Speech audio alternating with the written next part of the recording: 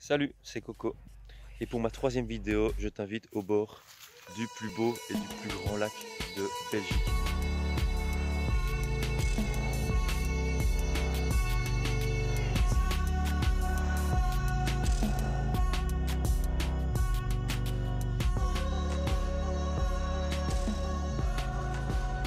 Regarde ça comme t'es belle. Fais-moi un bisou. Excellent. C'est un pote Joe ça. Hello mon camarade, viens près de moi mon camarade. Viens. Et quoi ici? On est des champions quoi. Allez.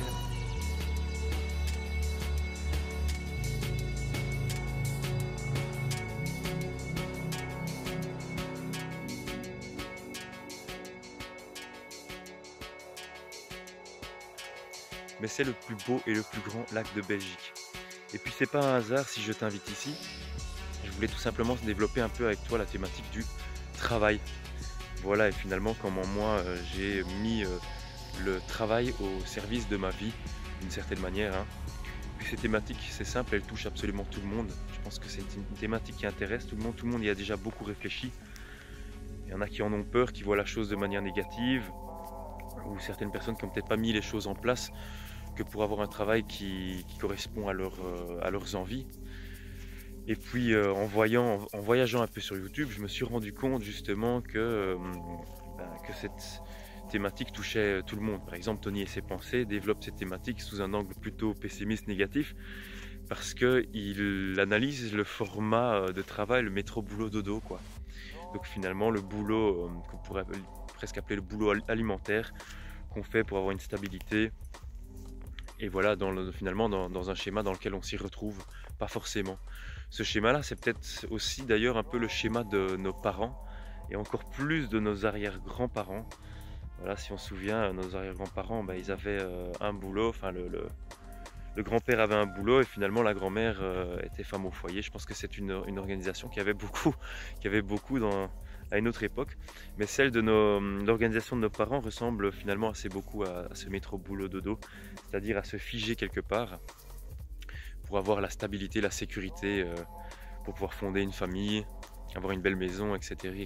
Ce schéma-là, je pense que tout le monde le connaît ou s'y est déjà retrouvé dedans.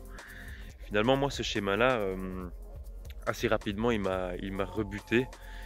Tout simplement parce que je voulais que mon boulot me stimule, j'avais envie de faire, je voulais faire des choses tout simplement que j'avais envie de faire. Et donc du coup, commençons par le début. Le début c'est quoi? C'est la scolarité. Moi à l'école j'ai eu que des mauvaises expériences finalement. L'école ça n'avait strictement aucun sens pour moi, donc j'étudiais pas et donc du coup fatalement on rate des années, ce qu'on appelle j'étais à la limite du décrochage scolaire, disons-le comme ça s'appelle. Et puis du coup, voilà, j'ai quand même réussi à persévérer. Et j'ai dû commencer des études. Donc du coup, ces fameuses études pour avoir le papier, ça va dans le sens, voilà, de ce que nos parents attendent de nous aussi. Donc du coup, je me suis lancé à ce jeu-là. J'ai commencé à faire des études d'éducation physique, qui d'ailleurs me permettent de travailler ici, parce que je donne des cours de voile.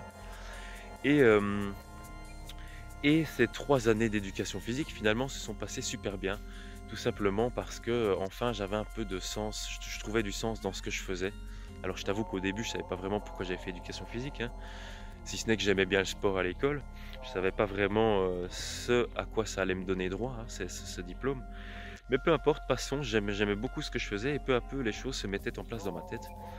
Et donc du coup, une fois que j'ai eu terminé mes 3 années d'éducation physique, je me suis mis à travailler en tant que saisonnier. Justement parce que le mode de vie stable et routinier ne me plaisait pas. J'ai commencé à faire des saisons de voile ici sur ce lac. Donc je donnais des cours de bateau, de planche à voile à un public finalement riche et varié. Cette semaine par exemple, on a des personnes avec un handicap lourd sur les bateaux. Donc je te laisse imaginer l'ambiance que c'est. Mais passons, j'ai commencé à faire des saisons. Et puis quand il fait mauvais ici, il fallait bien que je me trouve une autre opportunité l'hiver. Et je me suis mis à faire des saisons de ski en Suisse. Jusque-là, cette organisation-là me plaisait beaucoup. Donc je m'y retrouvais finalement dans ce travail qui n'était finalement pas si laborieux que ça. Je travaillais en voyageant, je gagnais un peu d'argent, j'apprenais différentes langues, donc j'apprenais des choses. Et en plus de ça, je rencontrais des personnes vraiment qui ont tout simplement fait vriller mon esprit, hein. Il y a certaines personnes comme ça, quand tu les rencontres, ces gens-là dégagent une aura et donc tu absorbes une partie de ce qu'ils sont. Donc ça m'a profondément changé et positivement. Et ensuite, pour varier les plaisirs et pour voir un peu ce que c'était un cadre un peu plus carré, j'ai postulé dans une école et quelle ne fut pas ma surprise finalement quand j'ai été embauché sur le champ. Le patron avait envie de moi et il m'a eu pendant 2 ans. 2 ans durant lesquels je me suis rendu compte que ce système, que ce schéma de vie-là, hein, où je travaillais à temps plein, de manière assez routinière, je me suis rendu compte que ce schéma-là me plaisait pas. Donc du coup, après la 2e année, je suis parti pour recommencer à faire des saisons où je m'épanouissais bien plus. Donc du coup, je suis de nouveau de retour autour de mon petit lac. Maintenant, la suite, c'est quoi? Parce que pour moi, le travail, comme je le disais, c'est quelque chose qui doit te servir. Donc je suis dans une phase d'évolution, si je puis dire, parce qu'au fur et à mesure du temps qui passe, mes besoins s'affinent et j'ai envie de découvrir de nouvelles choses. Donc du coup, et je t'en ai déjà parlé dans une vidéo, j'allais partir pour un projet au Cambodge par l'achat d'une auberge de jeunesse. Donc voilà, mon processus de travail est un processus d'évolution où j'essaye tout simplement de toujours faire ce que j'ai envie et de me mettre dans des situations stimulantes. Voilà, je sors de ma zone de confort. D'ailleurs, je te dis pas à quel point ça me fait sortir de ma zone de confort de bientôt m'installer au Cambodge. Mais finalement, c'est comme ça que je vois le travail. C'est quelque chose qui doit stimuler. Parce qu'imagine, tu fais ton boulot. Le travail, ça représente quoi? Ça représente normalement 7 heures à 8 heures par jour pour les salariés. Parce qu'évidemment, il existe... Voilà, tu peux être salarié, tu peux être entrepreneur, tu peux bien gagner ta vie, tu peux moins bien gagner ta vie, tu peux avoir beaucoup d'heures, pas beaucoup d'heures. Mais généralement, dans le sens commun, le travail, c'est quoi? C'est 6, 7, 8 heures par jour. Donc imagine si tu fais pas ce que t'aimes et qu'en plus de ça, tu es avec des collègues que t'aimes pas, dans une routine qui ne te stimule pas, t'as beau aimer une vie stable et pouvoir offrir un certain confort, je sais pas, à une éventuelle famille, une maison et tout ça, c'est naze quoi, c'est naze. Donc du coup, voilà, je vais en arriver à la petite conclusion de ma vidéo et la conclusion qui est en adéquation totale avec ce que j'ai toujours fait. C'est-à-dire que il faut sortir de sa zone de confort, il faut faire ce qu'on a envie de faire.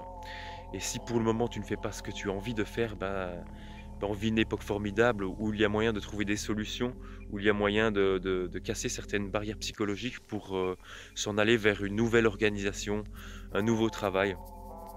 Donc voilà, moi ma conclusion c'est une conclusion d'enthousiasme. Faites ce que vous avez envie de faire et plantez-vous si si tant est que ça vous fait, ça vous permet d'apprendre des choses. Donc voilà. Voilà ce dont j'avais envie de parler. J'ai sans doute oublié pas mal de choses parce que j'ai fait cette vidéo un peu en freestyle. Mais comme ça faisait depuis un certain moment que je n'en avais pas fait, je me suis dit, on va se la faire en mode freestyle. Allez, je te laisse avec une petite vision de mon beau lac sur lequel je m'apprête à aller donner cours. Et puis il ne me reste plus qu'à te souhaiter de passer une excellente journée et de prendre soin de toi. Ciao!